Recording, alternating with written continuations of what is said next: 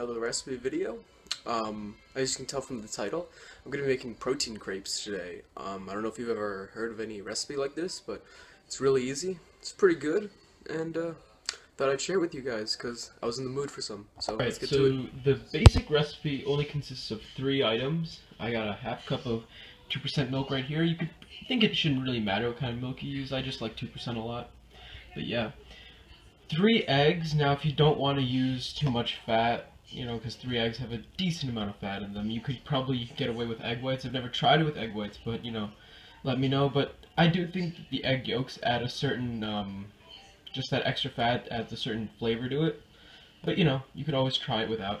And then here obviously is the part that makes it protein filled, the protein powder. I'm using Muscle Farm, and this is whey. And I'm only using 1 scoop for this. This is cookies and cream flavor, and I think the flavor really adds a lot to how the crepes turn out.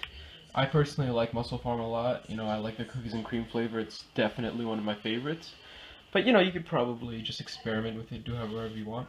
And besides that, you could add berries, all kinds of fruits, whatever you want to make it more fancy. But this is just like the basic, as basic as it gets. Alright, so let's get to cooking. Right, so first thing you want to do is obviously get your eggs into the little bowl you're going to use to mix it, and the milk. I'm going to mix this first because I want the eggs and the milk to sort of become a cohesive blend. And then I'm going to put the protein powder and mix it all up, and I'll show you guys the final mixed product. Alright guys, so pretty much just about done mixing it. Might actually be better to put it in a blender or something ahead of time because protein tends to clump. But if you don't have the blender or you just don't feel like it, you can still do it with a spoon or like something like that, but it just takes a lot longer. So I'm almost done. I'm going to show you guys how I make it when I put it on the pan. Alright, so it's on the pan. You got to start with a small amount like this at a time. And these cook really fast on each side, so they burn easily. So I'll show you guys what it looks like when I'm done. Okay guys, that's kind of what the finished product looks like basically. It's very small because these crepes are so delicate. Like half the time I end up making scrambled crepes as opposed to a formed thing.